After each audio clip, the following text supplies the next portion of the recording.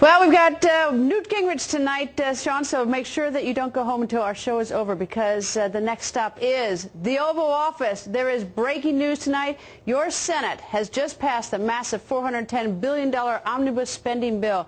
Now the bill goes to President Obama. Former Speaker of the House, Newt Gingrich, joins us live. Mr. Speaker, nice to see you. And before we get to this omnibus bill, let me ask you about what the current Speaker of the House is saying right now. She's saying that we may get another stimulus bill. What do you think about that? Well, I think if you're a liberal Democrat and you want to keep taking money from the American people to pay off your political allies, that's exactly what they ought to do. I think it's exactly wrong. I think what we need, and we said this recently with an American Solutions, 12 solutions for jobs and prosperity, we ought to go in a totally different direction. We ought to have a 50% offset to the Social Security and Medicare tax, both for the employee and the employer. We ought to go to zero capital gains, which would dramatically increase your 401k's value. We ought to go to match the Irish corporate tax rate of 12.5%. Spending more money through big government is going to make the politicians more powerful, but it's not going to make the economy prosperous. All right, I'm just going through the list. It's hard to keep track of all this money and that we've spent. It's all in the billions. It's so unrealistic to me. But the numbers are so huge. But we've had auto bailout. We've had stimulus 1 and maybe now stimulus 2. We've had bank bailouts. We've had the omnibus bill that's $410 billion tonight that will carry us over until September 30th. Then we're going to get the new budget that's an extraordinary amount of money. Exactly where are we getting this money to do this? I don't know. If you go all the way back to the Bush-Obama spending process, which began with the stimulus package last year of $180 billion, so far in extraordinary money, they've spent $2.2 trillion plus $6 trillion in guarantees. Now, that means our children, our grandchildren, for a very long time, are going to pay off for the politicians of this generation who have refused to solve problems and just keep borrowing more and more money. And frankly, I'm in Beaumont, Texas tonight at the Texas Energy Museum. Part of what the president's budget does is destroy a large part of the oil and gas industry in the United States with very punitive, very anti-development, anti-independent operator, anti-exploration steps that will make the economy weaker, not stronger. They have in that budget a $1,300 per family energy tax, which is going to hit electricity, heating oil, gasoline, natural gas. I don't think people realize how stunningly destructive this Congress and this president may be in the next 2 or 3 months. All right. Well, we've got to find the money somehow, and it seems to me that there are a couple options. We can either borrow it from the future, through future generations, through children and grandchildren, great-grandchildren, or we can tax Americans now, or we can continue to sell debt, although I don't know how much longer China's going to want to pick up a debt like this. Are those the only three sources, assuming we can't get productivity up to generate all the necessary, income to try to fill in the gap? Are those the sources? I spent 3 years in the mid-'90s negotiating with President Bill Clinton. We ultimately balanced the federal budget for 4 straight years.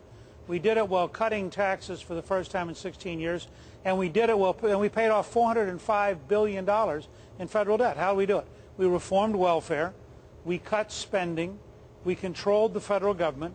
If you had to ask me, I'd rather control spending than raise taxes, and I would rather find ways to reform the government than to make the taxpayer pay out of their pocket in this kind of economy.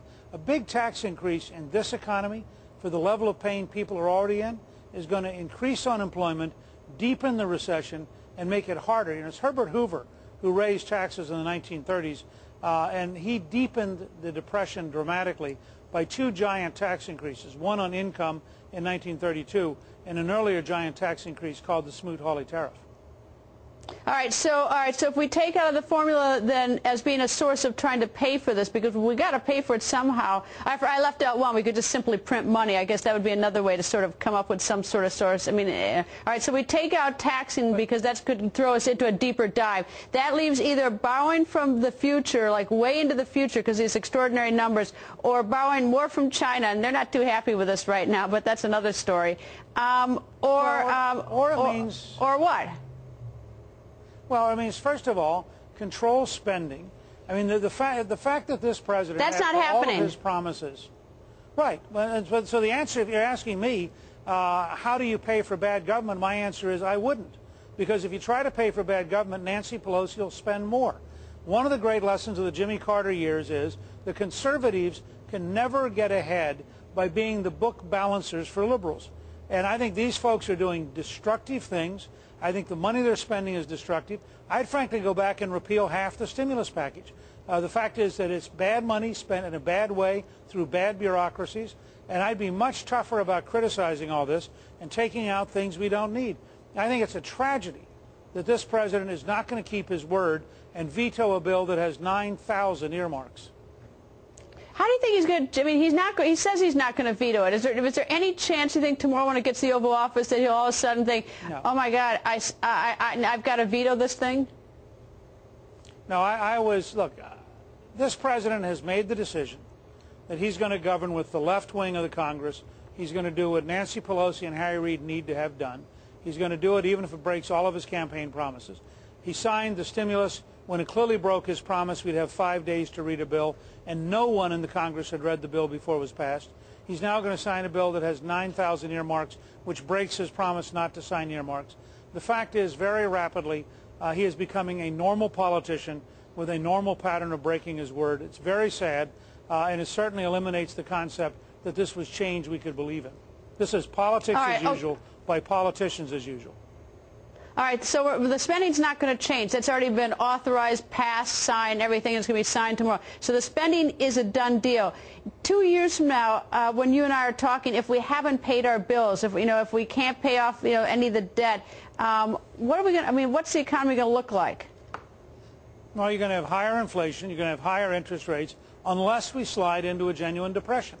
If you slide into a genuine depression, you're in a different world. We have not had an economic problem of this size in 80 years. And I think we have to start by confronting that.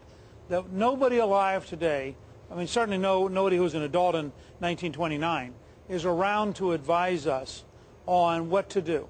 And the fact is, Herbert Hoover didn't handle the beginning of the Depression very well, and Franklin Delano Roosevelt didn't handle the rest of the Depression very well. We still had 15% unemployment in 1939. I think people should be very sober.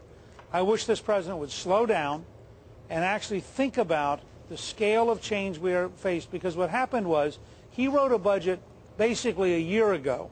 He put all those ideas together at the beginning of his campaign. We now live in a different world with a different set of problems. A huge energy tax increase is a disaster. A big income tax increase is a disaster. And I think this kind of spending is unsustainable. Well, apparently a lot of Republicans, at least on this latest omnibus spending bill, they seem quite willing to go along with it and let it go. I mean, it doesn't seem to be that much opposition. Why are the Republicans so ineffective getting their message out, either agreeing with you or getting their message out to the American people? Look, I think there are a lot of Republicans who've bought into the system. I've said for a long time, the two parties in America aren't Republican and Democrat. The two parties in America are a party of big government and political elites, and a party of the American people, which is very different. It's a Ronald Reagan party. And sadly, a number of Republicans belong to the right wing of the party of big government. They're quite happy to be taken care of. They don't mind getting all the pork they can. And they become, frankly, part of the problem, not part of the solution. Who disappoints you the most in the U.S. Senate and the Republican Party tonight? I'm not going to pick individual names or individual people. I am very sad that a number of Republicans do not understand that this country is sick of earmarks. They are sick of politicians taking care of themselves. They are sick of their money being spent in a way that is absolutely indefensible. And that they are, frankly, facing, I think, in primaries across this country in both parties.